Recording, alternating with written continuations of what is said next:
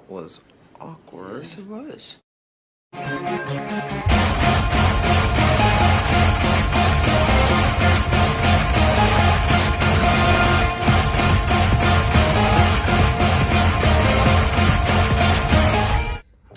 What's good, everybody? This is your boy Jagging Off, the Go to Jags YouTube. 904 to Bowl City, Duval. We in a fucking building yet again. All right, so Jags are on a bye. Trade deadline's passed.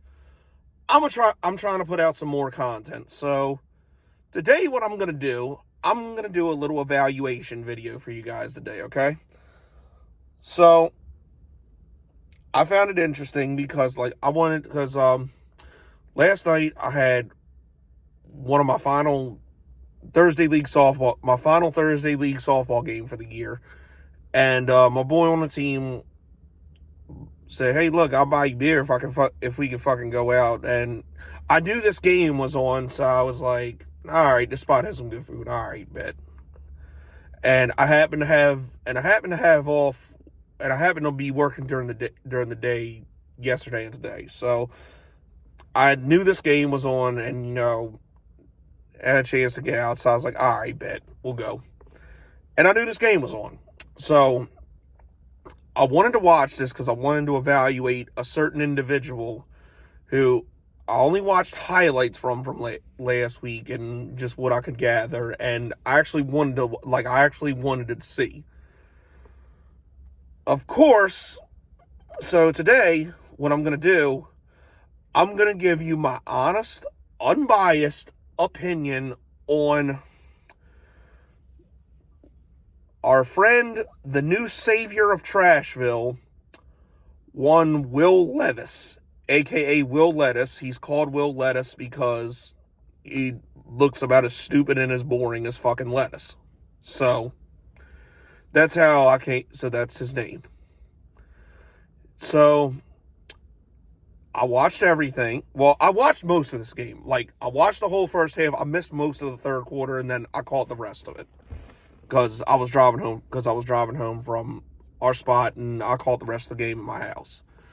So I wanted to get my honest opinion. So here's honestly what I saw from Mr. Mayo and Coffee himself. First thing I'm gonna say, I told y'all motherfuckers to calm down. I know how this is starting off. I promise I'm going to get to some good, because look, I know everybody's used to me just dropping my drawers and openly defecating all over Trashville, because I mean, and let's be honest, it's one of my favorite pastimes, and it's what a lot of you come to my channel for, but I promise I'm not going to completely do that today. Like, I know some of you might be upset about that, but I'm going to be honest about it, okay? First of all, I told y'all motherfuckers not to get all excited when he threw 4 touchdowns against Atlanta. Okay? While throwing 4 touchdowns against any NFL team is very impressive, I will say that. At the same time, it's the fucking Atlanta Falcons. And Trashville fans, you of all people should know their current situation. Their head coach is Arthur fucking Smith. You know, remember how, like, people will say that, Adam Gase only got head coaching gigs because of Peyton Manning, and Josh McDaniels only got head coaching gigs because of Tom Brady? Well, this is kind of like that, but worse.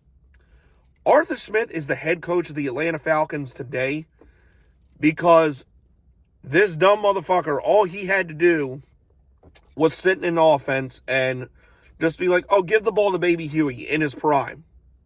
That's why he has a head coaching job. And it's come out in more ways than one. Now, granted, they have a chance to actually win that division because it's the worst fucking division in football. I mean, the Panthers, I think Bryce Young's starting to figure it out now, but they're still a little ways away. Tampa Bay, it kind of depends on what version of Baker Mayfield you get, whether they're decent or not. Derek Carr is doo-doo butter, and then you got Atlanta. And so that should tell you everything right there. I mean, And let's be honest, you barely beat them, and they probably win that game if Taylor Heineke plays the whole time, because Desmond Ridder is just fucking ass. Like, I've completed my overall assessment on him. Desmond Ridder is just complete and utter dog shit. So, goddamn, this car's lights bright as shit. But I digress. So going into this Pittsburgh game, I knew this would be a pretty good evaluation, because Pittsburgh has a very good defense, and this is confirmed because the fact that this team has a winning record and has Matt Canada as their offensive coordinator speaks volumes. So, yeah. All that being said, not for nothing,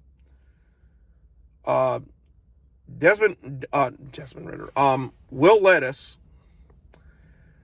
he honestly looked better than I thought he would. Like, being completely honest, he looked better than I thought he was going to look. Like, he had some decent throws. His pocket awareness is actually pretty good for a rookie, and he does have a strong arm. He's a very raw, we knew coming in he was going to be a pretty raw talent. But he has a strong arm, and he actually has good pocket, and he actually has pretty fairly decent pocket awareness. So I will say that for him. That being said, we knew he wasn't going to win this game, and let's be honest, that final drive, that game should have been over 4 fucking times. Like, the fact he got that many chances and didn't beat Pittsburgh is, I don't want to say concerning because he's a rookie, but, it's something to pay attention to. Because it should have been over, because Levi, I think it was like the first or second throw, Levi Wallace should have caught the fucking interception. That fourth down play, which was beyond a fucking horrible pass interference call, should have been over there.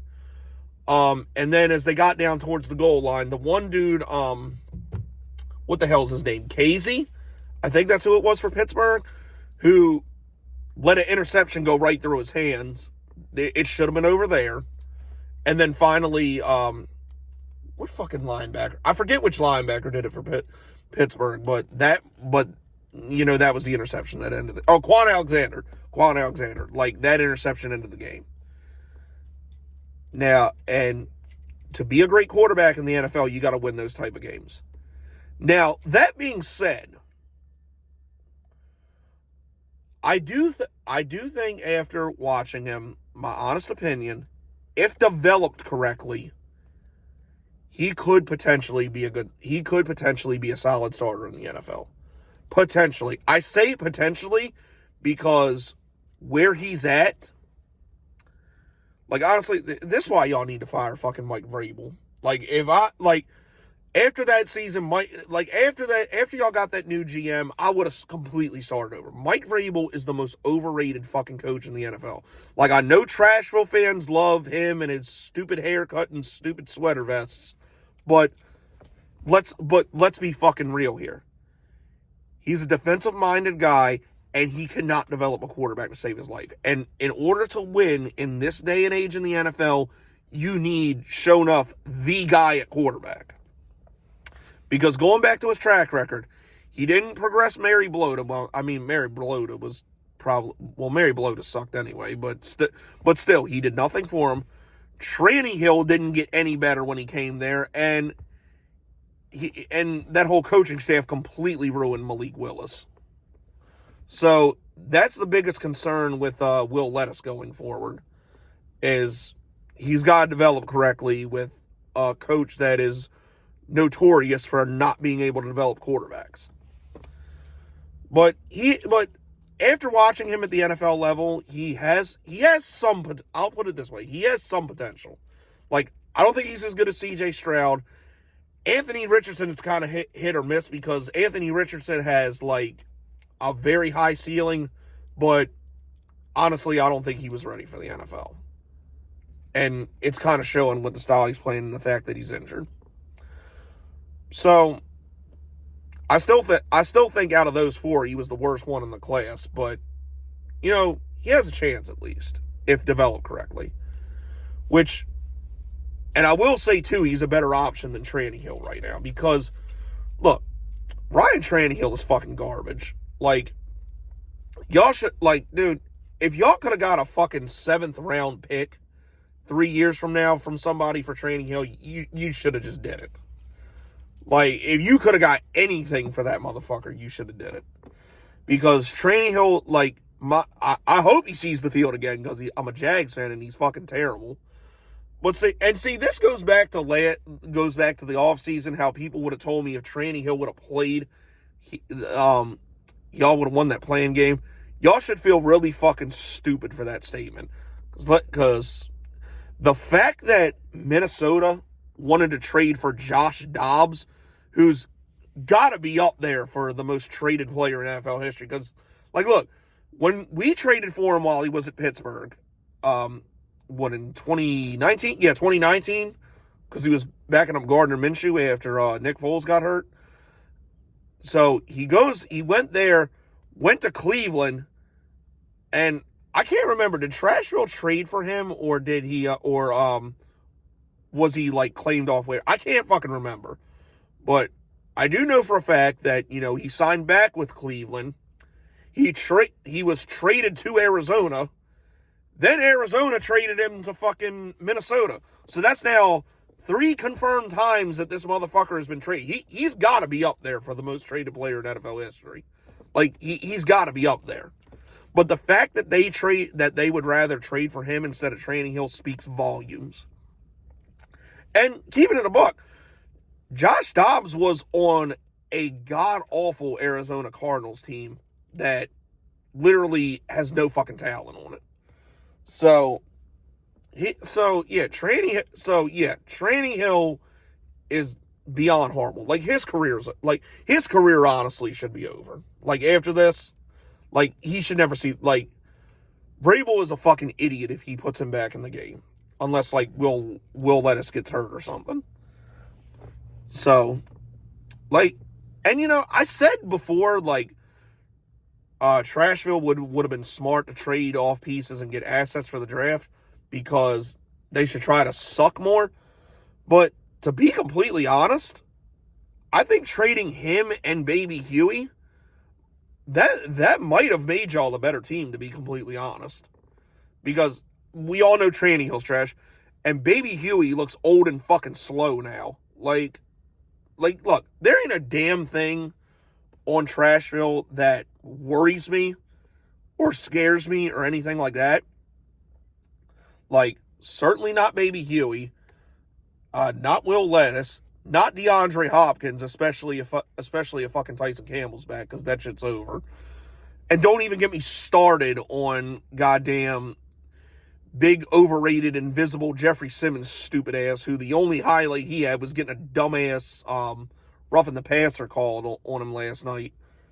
Most overrated fucking defensive tackle I've ever seen in my life. But yeah, there's not a damn thing on there that scares me. But I'll tell you this much, as far as like from a game planning perspective, I'm more worried about what Tajay Spears can do than fucking Baby Huey.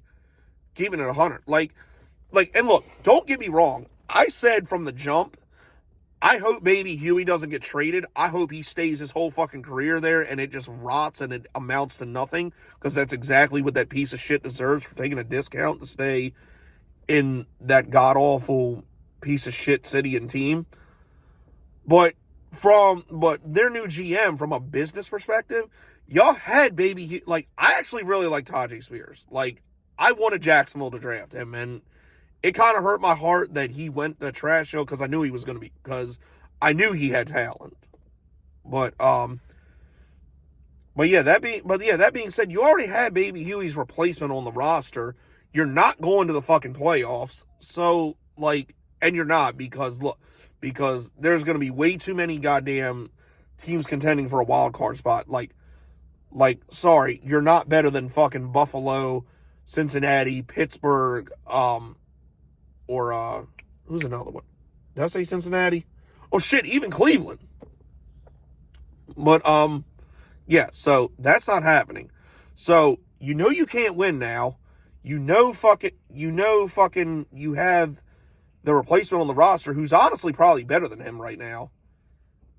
and Buffalo, and allegedly Buffalo and Baltimore wanted him.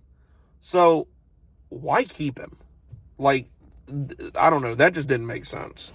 Like, I would have just, like, I think if you'd have got a third-round pick for Baby Huey, that would have been a win. But, granted, I'm glad he's still there. I'm glad his career is going to fucking rot in hell there. But yeah, so, but anyway, back to Will Levis. Honestly, like I said, I still don't think he's better than, I don't think long term he'll be as good as like a Bryce Young or a CJ Stroud or possibly Anthony Richardson, but I do think he does have a chance to be a solid starter again, I stress, if developed correctly. So, and honestly, with him putting mayonnaise in coffee and eating fucking bananas with the whole goddamn peel. I mean, it only makes sense for him to get drafted by, just doing shit that's an abomination like that. It only makes sense for him to get drafted to a team and city that's an abomination, known for their meth, cousin fucking, and Elvis. So, it makes sense for him to be there. So that's probably why he's working out so good, to be honest. But all jokes aside, he might be, but long term, if developed correctly, he might be okay. That's my thoughts. What are yours? Let me know. But that's it. That's all, people. This has been your boy Jacking Off. Go Jags. Duval till I die. I'm going.